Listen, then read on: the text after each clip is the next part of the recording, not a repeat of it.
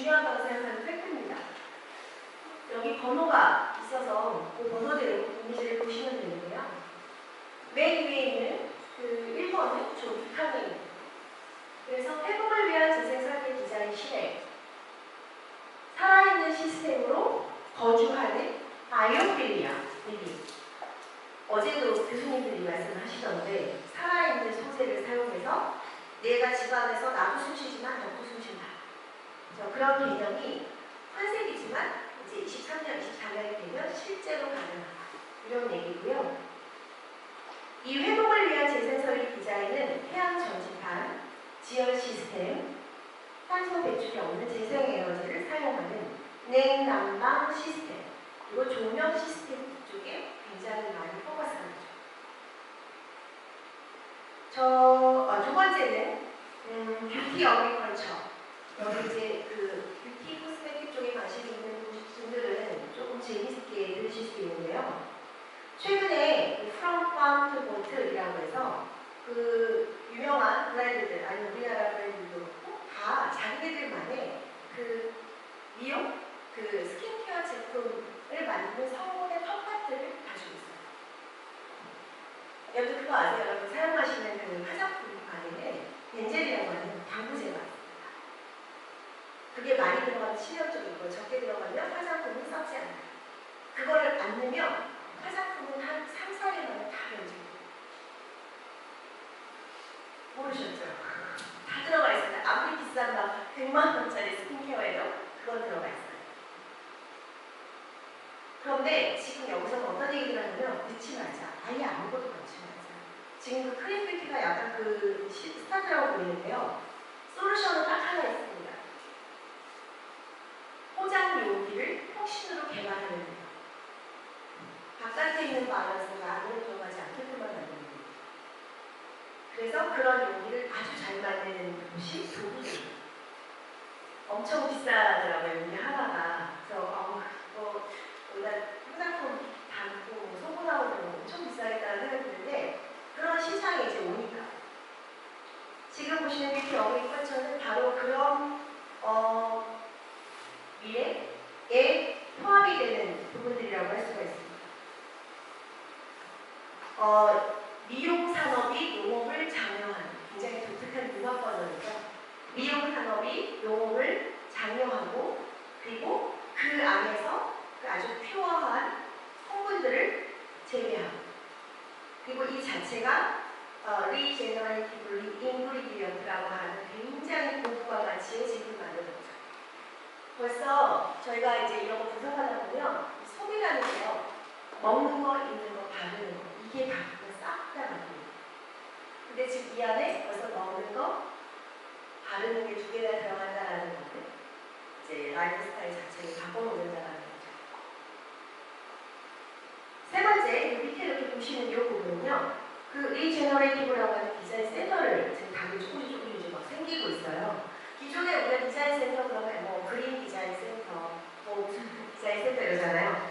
그런데 이제 이렇게 뭔가 리제너레이티브 약간 좀 더 먼 미래이긴 하지만 지금 보시는 것처럼 도시 디자인 안에서 건축, 조경, 인테리어 이런 것들을 좀 더 선순환 구조로 만들려고 이걸 이제 디자인 센터화를 시켜서 그 안에서 뭐 바이오 마커라고 여기 있죠. 생태계 지표, 바이오 마커, 그 데이터를 활용을 해서 그 기반으로 모든 걸 설계한다. 이거는 도시 재생 프로젝트의 미래라고 보시면 되겠습니다. 자, 두 번째, 리제너레이티브 패션. 패션 산업은 사실 소비재 산업이기 때문에 뷰티, 바르는 거, 입는 거가 사실 망하기 시작하면 그 나라의 제조는 완전 무너져요. 그 구조가 그런데 도미노 같아서. 그런데 지금 현재 글로벌 패션 산업은 엄청 어렵고 힘듭니다. 이유가 기존에 우리가 생산했던 방식은 입고 버리고 다시 사고 버리고 이런 뭔가 약간 낭비적인 소비 형태였는데 이제 패션 산업이 직격탄을 받은 게 이렇게 자꾸 폐기물 만들면 페널티 내릴 거야. 이런 식으로 지금 굉장히 세금을 많이 내요. 그래서 뭐 H&M이든 자라든 뭐 어디든 다들 이런 리사이클에 관련된 연구를 시작을 합니다. 우리나라 K2나 블랙야구도 마찬가지고요. 그런데 이제 여기에 그래도 좀 대표적인 예고 좀 더 앞서가는 2023년 4년까지 갔을 때 지금 이 길이 빠르게 가지만 그때 가면 좀 더 대중적이가 될 수 있는 것들입니다. 재생농업이라는 건 패션이 또 잘 물어요. 아까 그 재생농업을 또 뷰티가 잘 물어요. 이렇게 장려를 해서 자기네들이 사용하는 그 울이나 어떤 특정 소재를 어떤 텃밭을 자기들이 만들어서 농업을 하게 하고 그 농부들을 도와주면서 그 성분만 사용하게 하고 이런 아주 굉장히 알찬 야심 프로젝트입니다. 이미 노스페이스 시작하고 있고요. 그리고 두 번째는 여기 밑에 보시는 운동화 100% 재생물 플랫폼 론치. 이거는 이제 뉴질랜드의 메리노라는 컴퍼니가 있어요. 그 뉴질랜드가 울, 메리노로 굉장히 유명하거든요. 그 메리노 컴퍼니에서 지금 보시면 올버즈 아시죠? 그 운동화로 그 누구죠? 유명한 배우? 디카프리오 그룹하는 올버즈 이러는데요. 디카프리오가 투자해서 엄청 유명해진 신발 브랜드인데 신발을 만들 때 발생하는 탄소량을 신발 굽에다가 다 기재해서 팔아요. 사람들이 그걸 너무 좋아해요. 왜 그런지 모르겠어요. 이걸 하면서 내가 뭔가 환경에 참여한다 이런 뭔가 이니셜을 주는 건데 이런 올버즈나 아이스브레이커, 스마트 울 같은 아주 유명한 글로벌 기업들하고 협력을 해요. 협력을 하면서 우유 업체에 최초로 100% 재생 울 플랫폼을 출시를 합니다. 이 플랫폼은 동물 묻지, 물리 생산 이런 것들을 인증하는 패션에서 가장 따기 어렵다는 JQ라고 하는 인증이 있어요. 저 인증을 이들이 갖고 그리고 재생 농업을 우리는 실제로 농가들을 돕고 이를 통해서 우리가 기후변화를 항복하고 있고 제품도 착하게 만들고 있습니다라는 것들을 굉장히 많이 이제 어필을 하는 거죠. 그 밖에도 어제 그 디자인 그 업체 대표님이 얘기하시던데 화이트가 그레이다. 그레이는 이제 화이트다 이런 얘기를 했었어요. 그 하얀색이라는 건 세상에 존재하지 않습니다. 우리가 뭔가 화이트를 만들기 위해서 엄청난 케미컬 요소들을 넣어야 돼요. 그런데 겉으로 보기에 되게 퓨어해 보이잖아요. 그게 사실 아이러니한 건데 원래 아무것도 염색을 넣지 않고 한다면 저런 식의 저 여자가 입고 있는 저런 식의 약간 그레이 계열의 약간 무색 계열의 소재가 만들어집니다. 근데 여기서 얘기하는 거는 저런 무염색, 무가공 자체가 가장 비싼 브랜드고 가장 비싼 디자인이다라는 거죠. 자, 그리고 세 번째 사회적 이슈를 보시면 퍼머컬처 뷰티. 앞서 제가 쭉 말씀드렸던 건데 그냥 재밌게 보시면 돼요. 첫 번째 그 위에 있는 거는 퍼머 농업이라고 해서 그 천연 야생꽃 향수 브랜드들이 여기 프랑스의 남부의 그라스라고 하는 지역이 있는데 이 여기에는 아직까지도 그 조향사들이 선호하는 그 꽃밭들이 있어요. 친환경 꽃밭. 그 꽃밭을 이제 럭셔리 브랜드들이 지원하고 예를 들어 샤넬의 무슨 향수 그러면 그 향수의 텃밭이 따로 있대요. 진짜 유하게는 안 해봤는데 약간 그런 그래서 뭐 여기 보시면은 디올의 5월의 장미라고 하는 그 향수가 있는데 그 5월의 장미 다시 따는 곡이 있다라고 합니다. 그리고 여덟 번째 똥꾸라는 저 패키지 안에 들어가 있는 것이 바로 고체 향수인데요. 우유하고 꿀로가 100% 만든 고체 향수입니다. 저 우유와 꿀은 사실 직접 재배를 해서 뭐 이렇게 친환경적으로 했다. 그래서 저런 어떤 제품들이 훨씬 더 이제 앞으로는 더 고가 시장으로 간다. 그리고 사람들이 사는 집도 많이 바뀐다. 여기 보시는 것처럼 저 끝에 세련되고 고급스러운 퍼머컬처 건축. 그러니까 그냥 단지 농가에서 내가 사는 게 아니라 이제는 정원, 덩굴, 텃밭, 과일과 올리브, 나무, 로즈마리, 라임 이런 것들이 있는 이런 것들이 이제 퍼머컬처가 가는 거거든요. 그런 정원을 가지고 사는 새로운 건축 방식이 도래합니다. 라는 거죠. 자, 그러면 앞전에 2023년, 24년을 봤을 때 우리가 좀 주요한 이슈를 보셨고요. 지금부터 그래서 팩트를 한번 보시겠습니다. 로우 카본 소사이어티. 지금 여기 보시는 도표는 다보스 그 사이트, 포럼 사이트에 가시면 저 데이터, 이게 인공지능 데이터인데요. 이렇게 클릭 하시면 2025년에 그 이슈마다 다 그 알고리즘을 보실 수 있어요. 이 데이터에서. 제가 한번 들어가서 저는 자주 보거든요. 자주 체크를 하는데 여기서 얘기하는 거는 결국 이 저탄소 사회라는 것 자체가 이제 우리가 코로나가 끝나고 팬데믹이 아닌 엔데믹으로 들어가고 있고, 그래서 역사상 그 유례 없는 아주 경제 위기가 보고요. 굉장히 심각하다라고 지금 저도 그런 그 리포트를 많이 봤는데, 그런 불안함, 경기 위기 뭐 이런 것들 속에서도 우리가 기업들이 미래 먹거리를 발굴해요. 그 이슈가 바로 건강과 불안한 경기 사이에서 살아남아야 되는 두 가지입니다. 그래서 이 두 개를 해결해 줄 수 있는 키 이슈가 저탄소라는 거고요. 그래서 이제 기업들이 지금 행하고 있는 그런 ESG 경영이라든가 이런 것들이 저탄소 라이프하고 다시 만나게 되고, 그래서 이 저탄소라고 하는 이 트렌드 자체가 건축이나 인테리어, 자재 이런 쪽에 충분히 지배가 된다. 이런 얘기가 되어 있습니다. 그럼 한번 보실게요. 아까 제가 콘크리트 소재를 우드크리트라고 하는 소재를 보여드렸는데요. 최근에 또 주목받고 있는 것이 바로 팀버크리트라는 겁니다. 여기 지금 이 팀버크리트라고 하는 원료를 가지고 3D 프린팅으로 또 건물을 만들고 있습니다. 그 친환경 벽돌 대신에 이제 사용하는 건데 가격도 싸고요.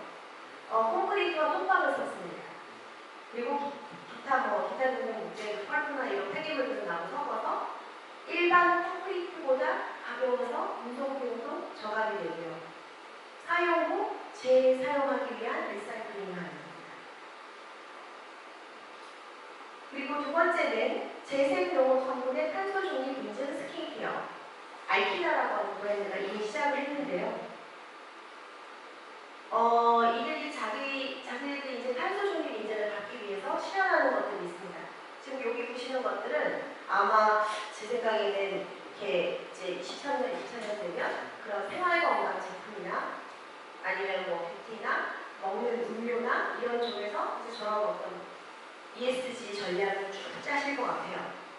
첫 번째, 탄소 중립 인증을 위해서 제품의 탄소 발자국을 정량화시키는, 그래서 제품 수명 주기를 평가하는 것을 우리는 하겠다. 그게 뭐냐면 쉽게 얘기하면 이런 제품이 하나 나와요. 그러면 이걸 만들기 위해서 우리가 탄소를 얼마만큼 배출했는지에 대한 거를 우리가 정량화를 시켜요. 빅데이터는. 그리고 그걸 이제 다시 계산을 카운팅을 해서 얘는 언제까지 사이클을 살 수 있는 수명을 갖고 있는 제품이다라고 다 편기를 그냥 한다는 거예요. 너무 투명하지만 근데 그렇게 해야만 이제 이런 지금 스킨케어 이런 시장은 그렇게 안 하면 정말 제품이 안 팔려요. 자, 두 번째가 분기별로 제품이 배출한 탄소를 상쇄하고 거기에 대한 판매 보고서를 클라이언트 고객들한테 다 보고, 그래서 지속적으로 감사를 받겠습니다. 요 세 번째는 이제 재생용업을 활용하니까 아까 또 나오죠. 화학 그렇죠. 그래서 뭐 카카오, 자두, 천연, 비타민 C, 강력한 항산화제, 대입 생산 뭐 이런 것들을 통해서 재생용업을 통해서 뭔가 제품을 만들겠다. 이런 세 가지가 가장 지금 약간 벤치 모델이 되고 있는 것들입니다. 벤치마킹이 되는 것들입니다. 그 밖에도 다이어트도 이제는 저탄소 식단 다이어트. 정말 다이어트까지 얘기 나왔을 때 이제 다 라이프 안으로 싹 들어간다라고 보시면 돼요. 자, 그리고 코드레드 라이프. 우리가 코드레드 그러면 코드블루, 코드레드 하면 벌써 딱 느낌이 이거 되게 위기다라는 건데요. 최근에 이 해시태깅 한번 해보세요. 인스타그램 하시는 분들은 코드레드 포 클리메이트라고 치면 뭐가 쫙 나와요. 이게 뭐냐면 전 세계 100개 이상의 브랜드가 약속을 해서 기후변화 정책을 지지하자라고 해서 패시티브를 막 해요. 자, 이렇게 다 그 Z세대, 그 20대 소비자들을 정말 그 포커스하는 마케팅 전략이기도 하지만 또 이게 멀리 봐서는 또 그렇게 브랜드들이 변해가야 하는 그런 시점을 보여주는 아주 좋은 사례입니다. 뷰티 산업이 앞장서서 2030년까지 탄소 배출이 없는 재생에너지를 사용한다. 자꾸 제가 뷰티 넣는 거 두 가지를 얘기하는 이유가 코로나가 터지고 나서요. 오히려 엄청나게 성장한 시장은 스킨케어하고 먹는 것밖에 없었어요. 그렇기 때문에 지금 모든 산업에서 물론 규모, 볼륨으로 봐서는 더 큰 산업도 있지만 성장도로 봐서는 지금 그 웰빙, 웰리스라고 하는 F&B, 먹고 마시는 것들, 그리고 바르는 것, 뷰티 코스메틱, 헬스까지 포함해서 그 시장이 엄청 빠르게 올라갑니다. 심지어 자동차 안에도 이제 헬스케어 바이오메딕 시스템도 나와요. 자, 그리고 두 번째가 개인이 아닌 정부가 나서야 해결되는 기후변화 정책. 자, 이 친구들 저기 보시면 이 친구들이 바로 그 Z세대들인데 이 친구들이 정말 옳은 말을 해요. 왜 자꾸 정부가 우리 보고 여행 가지 말라고 하고 적게 먹으라고 왜 자꾸 우리 보고 소비를 줄이려고 하느냐. 이 정도 세상이 이 정도 됐으면 정책이 나서줘야 되는 거 아니냐고 이런 분들. 그래서 런던에 있는 학생들이 막 데모를 한 겁니다. 다 쏟아져 나와서 우리는 그래도 자유를 우리 여행 가고 싶다 이런 얘기입니다. 세 번째 런던 클라이밍 체인지 페스티벌. 요건데요. 이런 게 이제 앞으로 엄청 많아질 것 같아요. 우리나라도 지금 시작을 하고 있는 것 같은데 기후변화 뭐 이런 이슈들을 가지고 뭐 예술, 아티스트, 사이언티스트, 힙합 이런 엔터테인먼트들이 모여서 막 페스티벌을 해요. 그래서 뭔가 우리가 로컬을 살리자. 예를 들어 우리 차원을 살리자. 이런 뭔가 페스티벌을 글로벌하게 합니다. 그런 페스티벌 안에서 자주 등장하는 게 먹는 접시예요. 바깥에서 막 엔터테인먼트 하면서 막 춤추고 EDM하고 그리고 이제 파티 끝나고 나면 다 한지 주고 그리고 먹은 음식 그 접시는 다 먹고 외국에서 그렇게 합니다. 그게 그 젊은 이제 그 환경 액티비스트들이라고 하는데 그런 환경을 지향하는 젊은 소비자들이 자기네들이 그렇게 의사표현을 하는 방식이 있습니다. 퓨리피케이션 리딩 이건 조금 더 글로벌 기술적으로 가는 건데요. 최근에 구글이 친환경 로드맵, 그러니까 친환경의 그 내비게이션 이런 거를 이제 제안을 합니다. 구글이 ESG이라는 만들었어요. 어느 쪽으로 가야지만 친환경 로드입니다. 라고 하는 거예요. 그래서 여기 보시면 탄소 배출량의 70% 이상이 자동차에서 나오기 때문에 구글이 좀 더 앞장을 서서 이제 환경을 생각해서 좀 돌아가더라고요. 아니면 뭐 경치가 별로 안 좋은 곳으로 가더라고요. 이곳으로 가야만 배출량이 자동차의 탄소 배출량이 적습니다. 라고 만든 안무예요. 최근에는 이런 전동 킥보드 아니면 자전거 로드를 다시 또 만들고 있다고 합니다. 두 번째는 회생제동이라고 하는 건데요. 그 리제너레이티브 브레이킹이라고 하는 건데 저도 이거는 굉장히 관심 있게 좀 봤었거든요. 저기 맨 위에 있는 얘는 그 자동차가 급브레이크를 밟을 때 그 갑자기 에너지가 확 감속이 되잖아요. 그럼 이게 사라지지 않고 이게 전기 에너지로 딱 충전이 되는 거예요. 그래서 이걸 배터리로 저장하는 기술이 바로 리제너레이티브 브레이킹이라는 기술입니다. 새로운 기술이고 최근에 굉장히 주목 많이 받고 있어요. 전기차와 하이브리드 차에만 사용을 할 수 있는, 왜냐면 거기에 이제 전기를 충전할 수가 있으니까. 그리고 제동을 하면 할수록 에너지가 그러니까 브레이크를 밟으면 밟을수록 계속 뭔가 에너지가 계속 저장이 되는 거죠. 그리고 열 에너지를 전기 에너지로 변환하기 때문에 브레이크 마모로 인한 부품 교체도 없습니다. 한번 오션. 사실 선박이라고 해야 되나요? 그쪽도 지금 이슈가 굉장히 커요. 바다에 떠다니는 배들이 그 품어내는. 그래서 이제 그쪽 분야는 넷제로 뭐 이런 얘기를 해요. 넷제로 말도 똑같아요. 뭐 제로 카본하고 비슷한 얘기입니다. 해운업계 이슈인데요. 우리나라가 이것 때문에 중국인가 완전 밀렸죠. 이거는 선박 중공업 쪽이. 그래서 그 중에 이제 스웨덴 선박의 제조사 왈레니우스 마린이라는 곳이 지금 저 위에 보시는 것처럼 굉장히 독특한 큰 배를 만들었는데 저 배의 기둥에서 태양광으로 에너지를 다 저장해서 정말 자율 에너지를 사용하는 그런 방식의 제로 카본 오션. 사실은 프로젝트예요. 지금 이제 진행을 하게 되는 거죠. 중간에 보시는 게 바로 그 아까 네오스피스터 라인이라고 하는 그 영상입니다. 사실 굉장히 저도 이렇게 이런 거는 한 번도 본 적이 없어서 관심도 가고 과연 저게 가능할까 궁금하기도 하고 합니다. 그런데 우리가 2024년 5년이 되면 저게 어떻게 될까라는 거를 현실적으로 다 보게 되는 시기가 오고 사람들이 그런 걸 미디어를 통해서 알게 되기 때문에 의식의 변화가 많이 생길 것이다라는 거죠. 자, 그러면 에코심바이오시스의 키 다이렉션을 소개를 해보도록 하겠습니다. 에코심바이오시스 앞에서 보셨던 것들 중에 실제로 이런 산업 전반에 기업들이나 제품 브랜드들이 뭐가 있을까라는 건데요. 지금 여기 보시는 것은 저희가 원래 이 세미나를 할 때 원래대로 한다면 2023년에 그 세미나는 저희가 앞전에 먼저 제 목소리가 녹음된 영상 자료를 15분부터 먼저 풀어야 해요.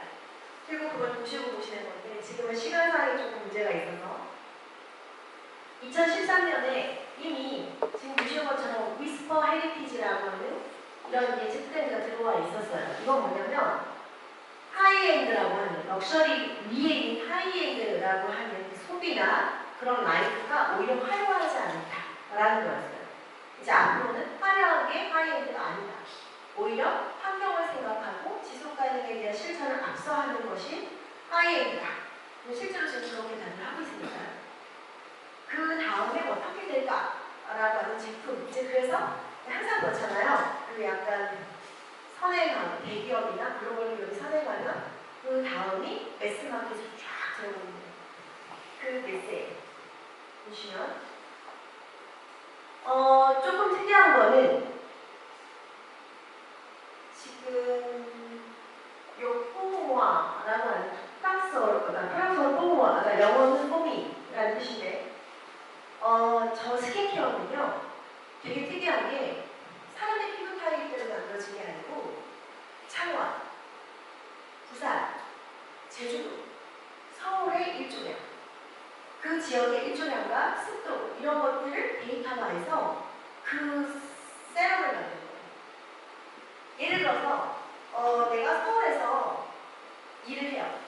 그러다가 제주도로 가요. 놀러. 그럼 서울에서 쓰던 스킨케어를 갖고 가봤자 안 맞을 거 아니에요. 자외선 그렇고.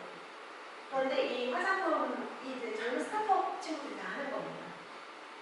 그 친구들이 그 지역의 습도나 일조량 이런 것들 뭐 바람, 풍량 이런 걸 다 계산해서 거기에 딱 맞는 성분과 그런 것들을 이제 제안을 해요. 내가 만약에 제주도 아니면 저기 캘리포니아로 간다. 그럼 내가 캘리포니아로 갑니다라고 메일만 보내면 글로 나한테 맞는 그 지역에 맞는 로컬라이즈 스킨케어를 보내주는 거죠.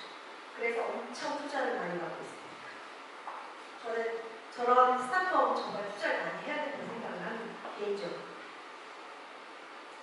자, 그리고 니베아에서도 아까 제가 말씀드렸던 것처럼 그 모든 화장품은 안에 그 방부제가 들어가 있어요. 근데 그런 방부제를 지금 다 빼자라는 게 굉장히 큰 이슈이기 때문에 용기의 혁신이라는 게 큽니다. 그래서 최근에 뭐 우리나라에도 뭐 아모레 퍼시픽이라든가 LG생활건강, 애경 이런 데서 다 이 프로젝트를 내면서 해요. 근데 진짜 문제는 우리나라에서 포장에 대한 기술이 많이 없습니다. 그게 참 문제인데 이 니베아가 사실 그 P&G, 니베아, 로레알 이런 브랜드들이 가장 다국적 기업이면서도 가장 빠르게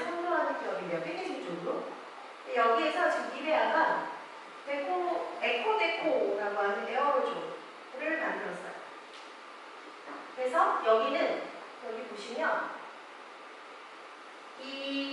요 보틀 자체를 재활용 알루미늄으로 만들고, 그리고 기존에는 탄화수소 추진제로 들어가 있던 거를 이제 좀 더 친환경적인 질소를 사용해서 스프레이를 뿌리게 하는 그런 방식을 채택을 했다라고 합니다. 저렇게 시작하면은 거의 모든 기업들이 영향을 받죠.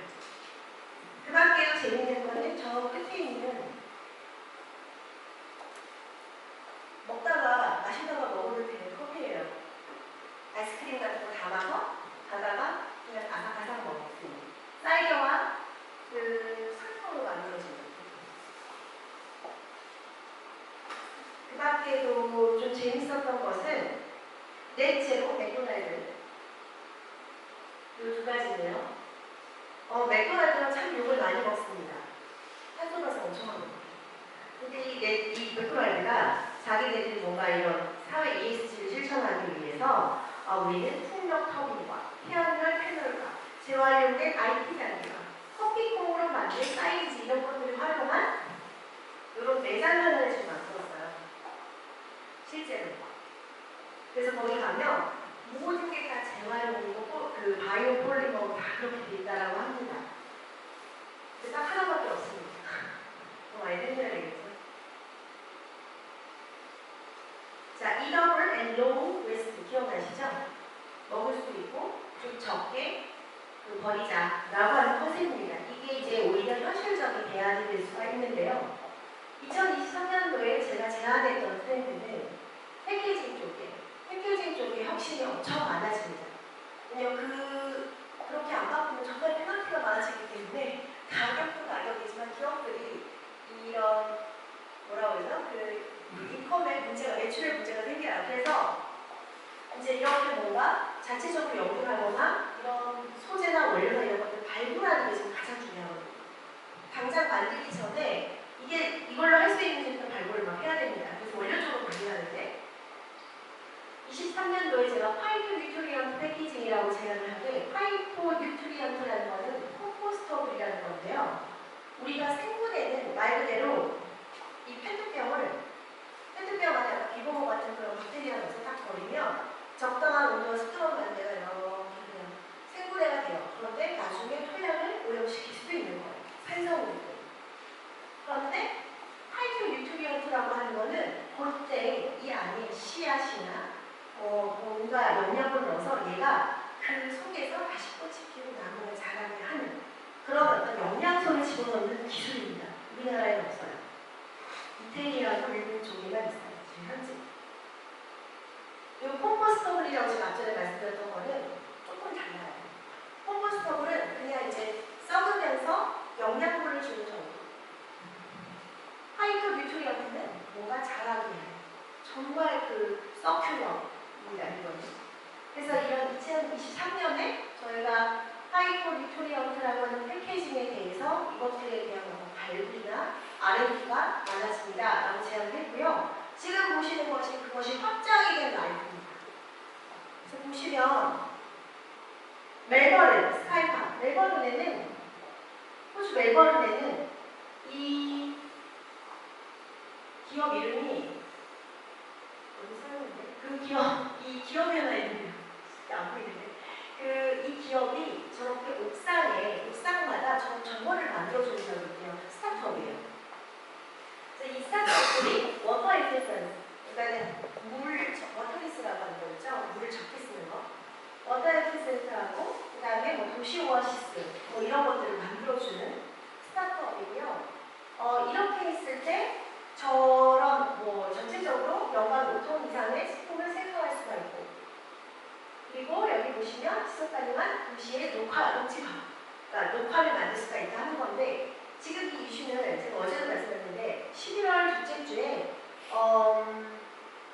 유네스코인가요? 어디서 지구의 인구가